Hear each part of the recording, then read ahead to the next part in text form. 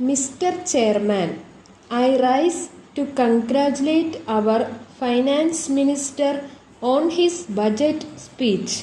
There was some remark that the budget was a dull one, but I am very sorry I cannot agree with that remark because in spite of difficulties and other odds, our government have tried to do many useful things in different fields. There will always be certain groups of people disappointed at certain things, but on the whole, I have to say that the government have done very well. I am happy to note that large sums of money have been provided for welfare schemes such as increasing the bed strength in the hospitals, building new hospitals, opening more schools, colleges, hostels, etc. Sir, an honorable member spoke about nurses.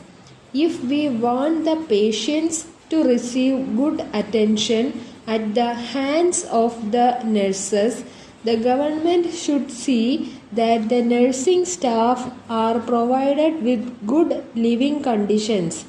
As they are not paid sufficiently, we see many of them leaving the state to seek jobs elsewhere on more attractive salaries. I hope that the government would give greater consideration to the nurses in the years to come. I plead with the government to start homes for the aged and the incurables just as they have done in other countries. I am sure that there will be generous-minded citizens who will come forward to render help in this respect.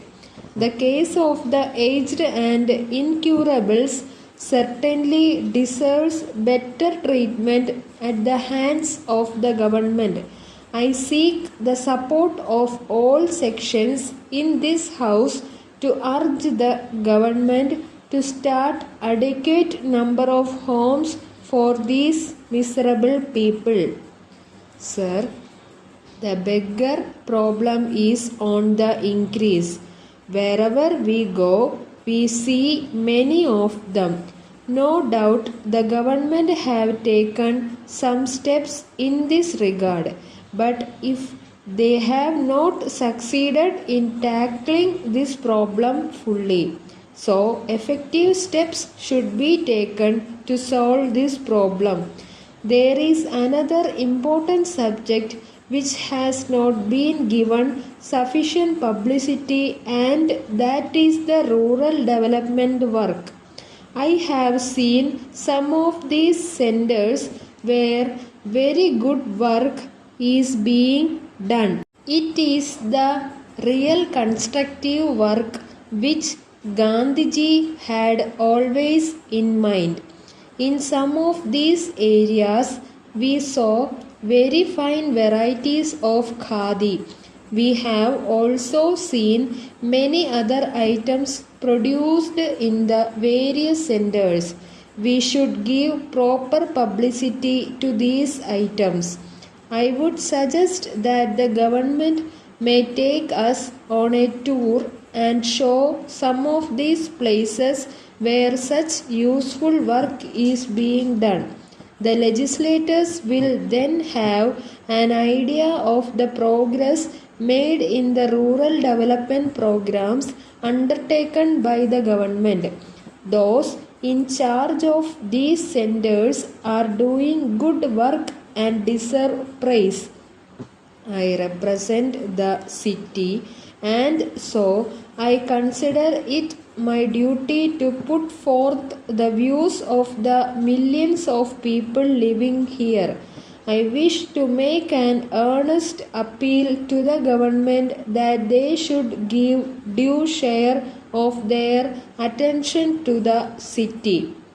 Letter dated 4th May 1981 from Money and Company, Madurai to Messrs.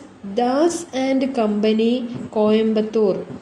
Dear Sirs, in reply to your letter dated 10th February, we wish to state that your order for 100 small boxes was executed strictly in accordance with your instructions. You have stated in your letter under reference that you have received only 80 of them and more than 20 of them are badly damaged. We wish to point out that the shortage and damage must have taken place after the goods had been dispatched from our factory. We have obtained a clean receipt from the railway authorities in support of our claim. You have clearly stated in your order that the goods should be sent by rail. So the mode of transport of the goods has been chosen by you. In the circumstances, the railway authorities are to be held responsible for the shortage and damage, and we are afraid that we cannot take any responsibility in the matter. We are sorry that the consignment has not reached you safely, but we regret our inability to own any blame. We acknowledge receipt of your check for rupees 2,500. Yours faithfully.